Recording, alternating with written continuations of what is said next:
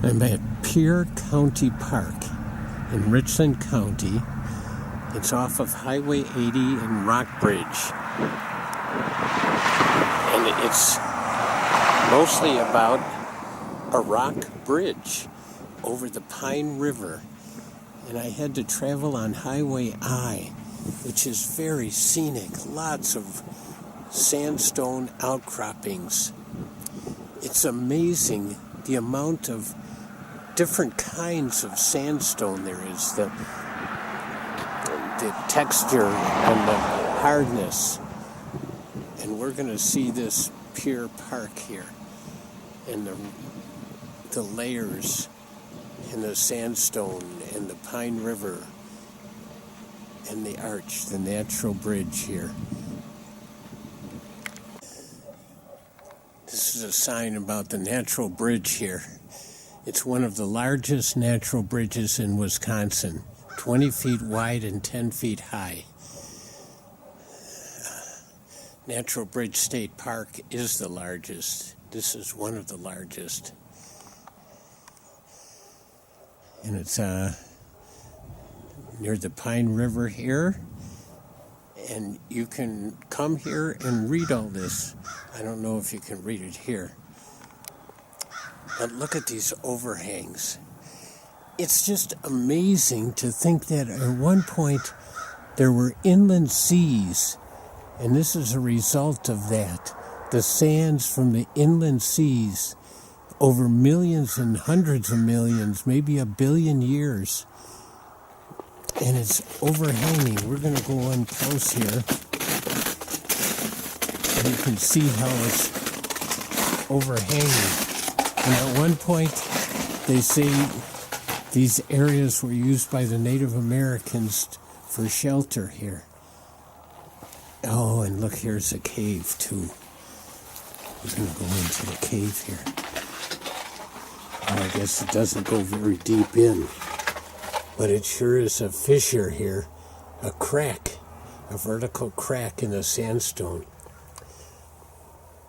And there's so many different kinds of sandstone. There are different hardnesses and different textures. And the inland seas would come and go. And it seems like only yesterday when Wisconsin, the land of Wisconsin was at the equator 70 million years ago. Yeah, that's like yesterday compared to the age of the Earth, 4.5 billion years old. This is going to be amazing here.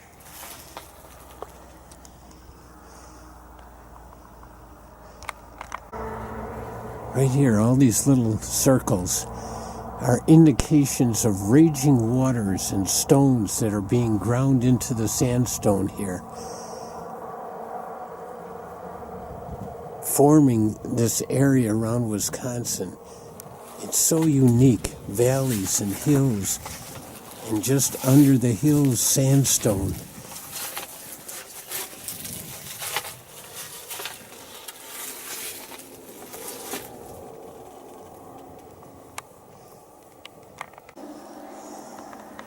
You can see the vertical crack in the wall there. But look at this dark layer right there. That's a layer of sediment, shale or slate right now, on top of sandstone, and then sandstone on top of that. And then oftentimes there would be like limestone or dolomite on top from the shells and the bones of the sea critters that were around in this area. This would have been underwater. That's just amazing to think about and to learn about how the world has changed and the planets, the continents have shifted around.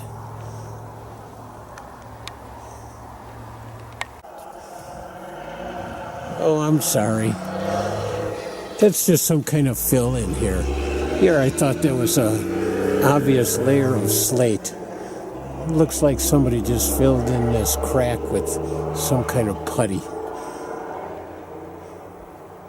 But sometimes there are layers like that.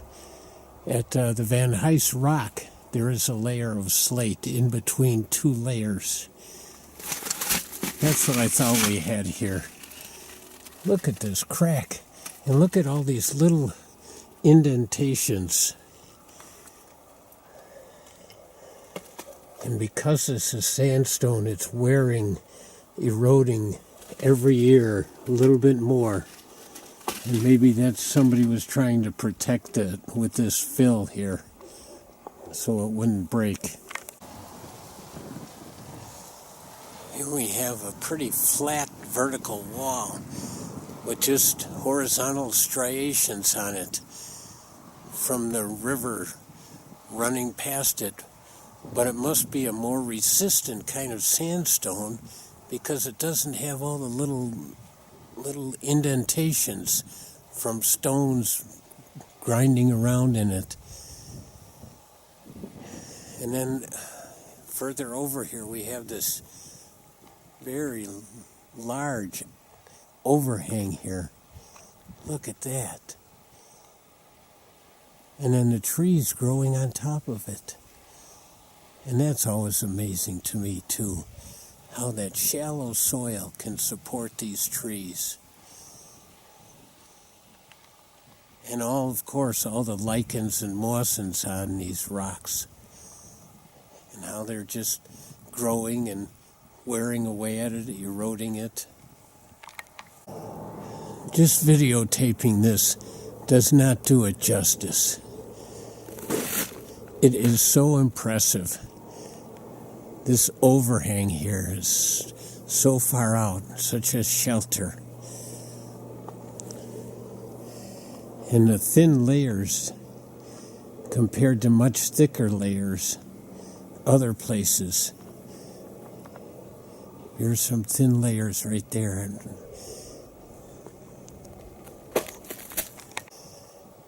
And then there's a big crack along the top up here, I mean the middle. Again, indicating some other era. A major sea had left, and maybe it came back again over a few million years. Another vertical crack down the wall here. And lines from the raging rivers as they plowed through the valleys here, carving out the valley, washing away some of the old sandstone here. As we go further down, there's a big overhang, another big overhang, and these big, flat, undented walls, probably very resistant sandstone. There are names for all these different texture and different strength and different hardness of sandstone. Galesville sandstone, Waniwak sandstone, St. Peter's sandstone. And it looks like there's some that the lower end here are probably a little less resistant because they're more marked.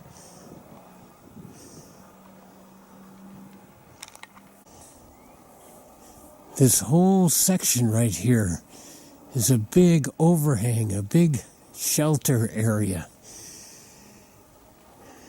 And there's some huge fissures, cracks, vertical cracks, and layers up here again.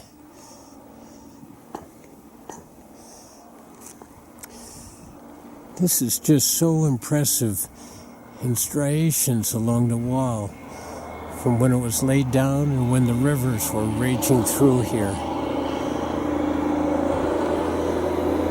And we're coming up to a tunnel that was built through it to get to the other side, but we're also coming up to the bridge. Here's where the branch of the Pine River has found a vertical crack in the sandstone and has eroded it into one of the bridges here.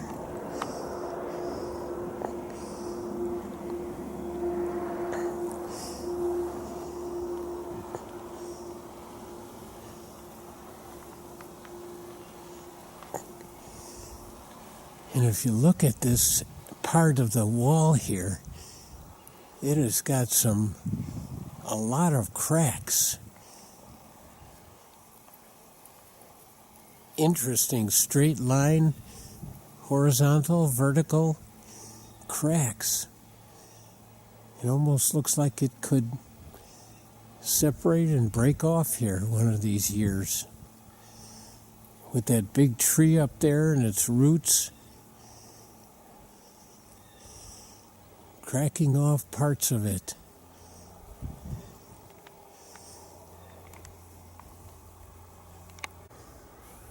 Along the edge of this sandstone wall with lots of marks in it, lots of little indentations from rocks banging against it when the seas, the inland seas, were receding or coming in. Probably receding though. But also down here, there are lots of little feathers. Some little bird was making a meal for some critter. And we are under the shelter here. I'm just going to go lean backwards here. And again, this doesn't do justice to the enormity of this overhang. It's huge. There. This makes a nice shelter here. This tunnel was excavated by people to get to the other side here. But look, there's a crack along it too. They followed this crack. Maybe that made it easier.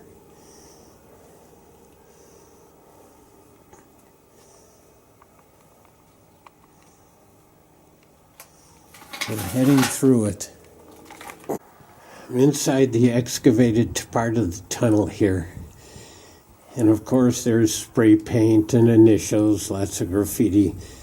But there's also natural colors of the different layers of sandstone here.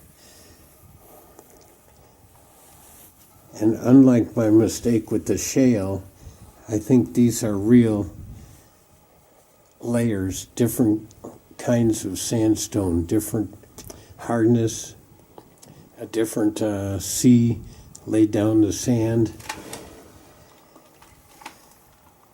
Pretty interesting little tunnel here. We're on the other side of the ridge, looking at the bridge we just came through, and it really overhangs this river, part of the Pine River here, the branch of the river. And different colors of the sandstone, different layers. And here's a better look at the bridge itself here.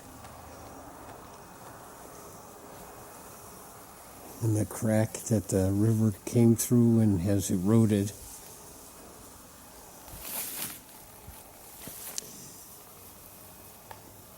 And again, the different colors, different erosion, different layers. Layers formed by dunes, by wind, layers formed just by sitting on the bottom of the ocean, the inland seas.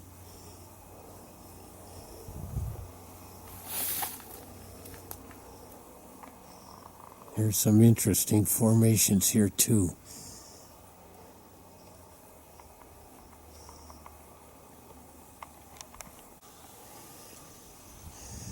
We're heading up on top of the ridge now. Take a look on the top and see what the differences are up there. And again, this is the top of Sandstone Ridge. The soil is shallow, but there's so much growth up here.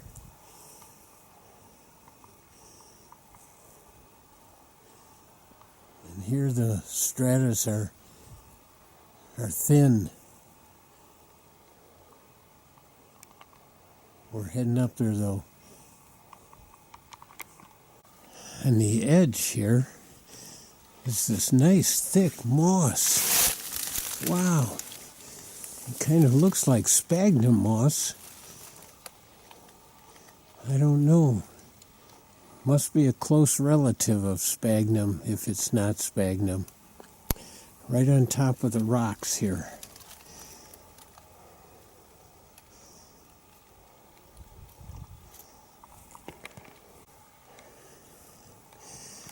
Interesting trail going up here. Not much snow on it. I've got my snowshoes on though. I'm going to wait till we get to the top to see if I need to take them off.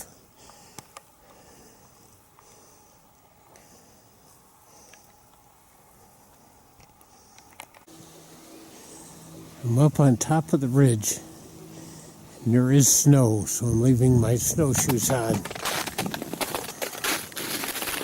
It's a steep drop-off, quite a ways down. Pine River, Rock Bridge, that's the name of the town also. Down below.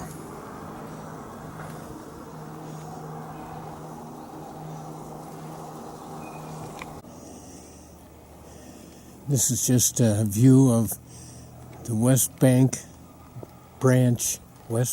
of the Pine River, meeting up with the Pine River itself out here. This west branch is the one that has formed the Rock Bridge.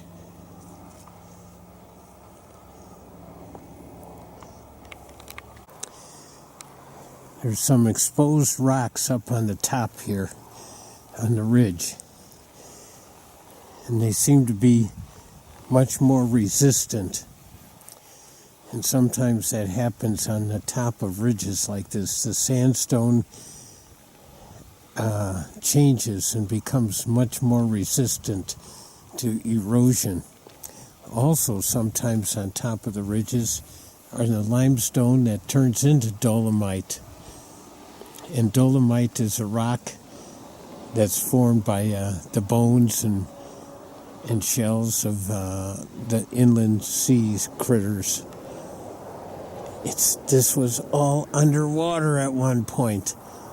This is incredible to believe that at some point in our history, maybe 400 million years ago, during the Precambrian time, or the Cambrian time, or the Ordovician time, this was underwater. We are right on top of the Rock Bridge right now, and it's almost a straight vertical drop down.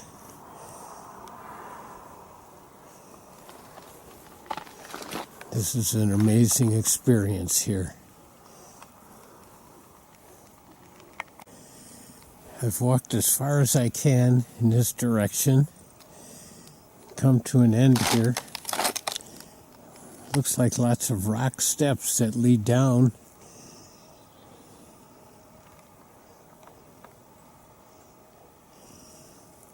But then there's a section out here that is a section that broke off. I don't know how long ago, but it was a big overhang here. And it broke off, and now it's sticking up vertically instead of out horizontal from the ridge here. But this is the end of the ridge.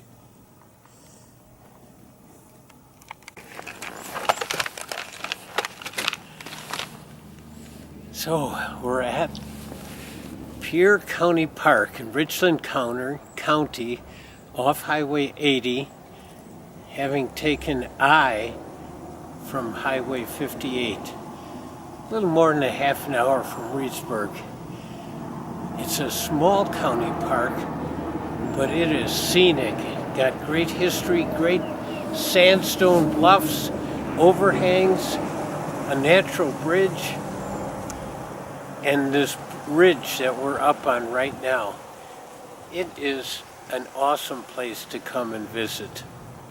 And you can camp here also, and I suppose you could put in a canoe on the Pine River. I don't know where you would put it in. You could put it in here and go down or whatever. It's a nice place to come.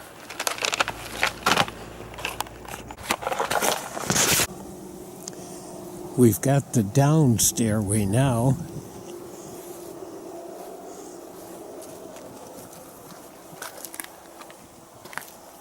And it looks like this stairway is a lot longer than the stairway we used coming up.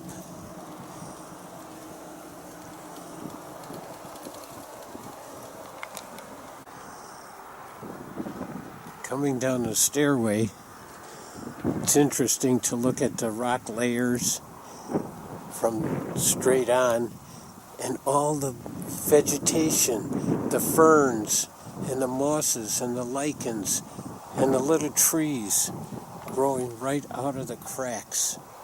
Look at that. And again, here's another vertical crack.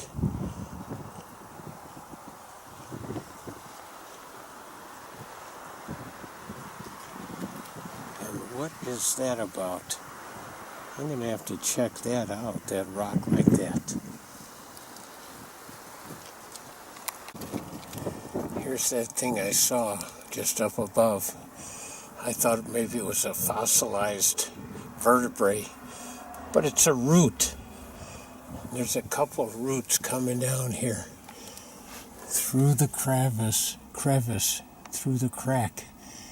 Yeah. Interesting. Just down the road, after leaving Pier County Park, along the roadside are these sandstone bluffs, different colors, and with these much larger indentations and different layers here, obvious different layers from the inland seas, the raging waters, the rushing boulders that are crashing into Sandstone Bluffs.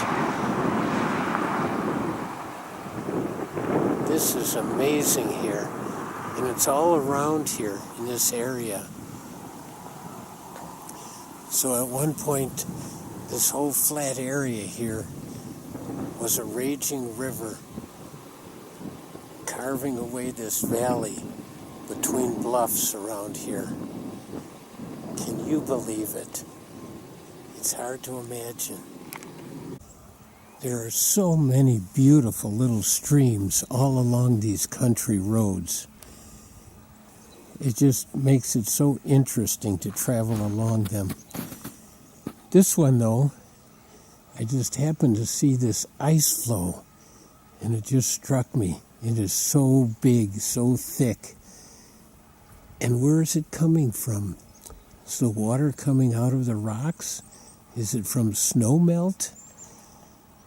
It is just amazing. And it flows into the creek here. Just beautifully formed.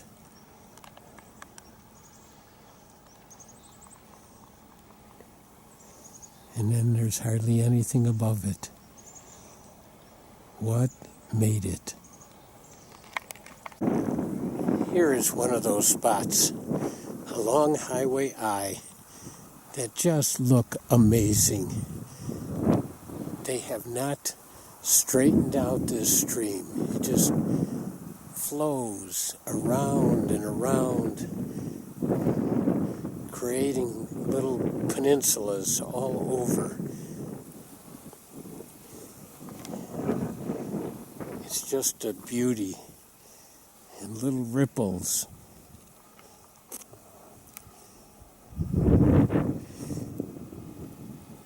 Being this far out, it's probably a trout stream.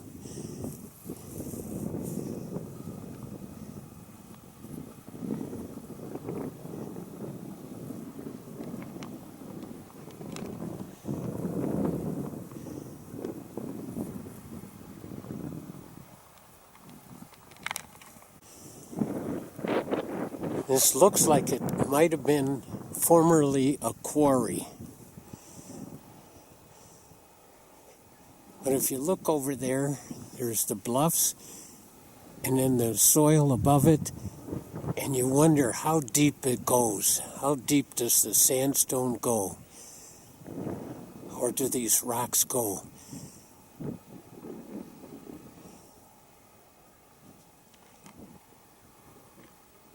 Just interesting places all along in this area.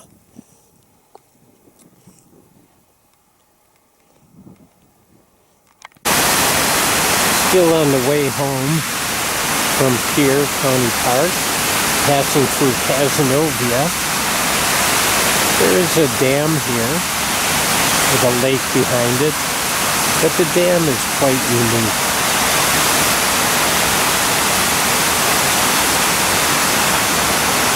It's worth a quick stop here just to take a look at this waterfall dam.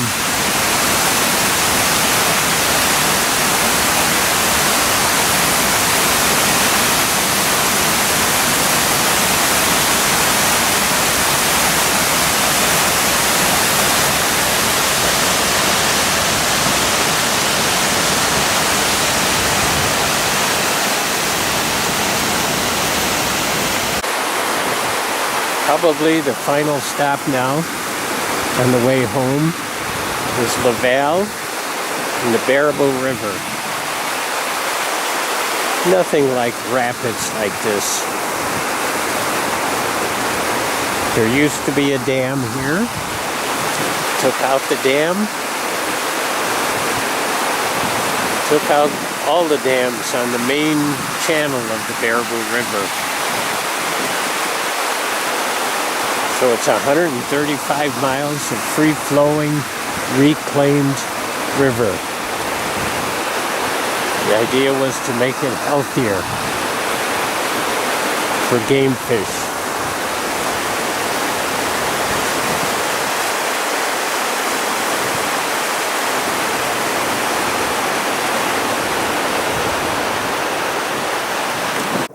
Over here is the Laval Mill Pond. Used to be connected to the river, but they made it into a mill pond, and it's a great place for geese, other birds, water birds. We've seen swans here. This is the river. They built a berm next to it to separate it from the pond. And muskrats, turtles, all kinds of things here. It's a great habitat.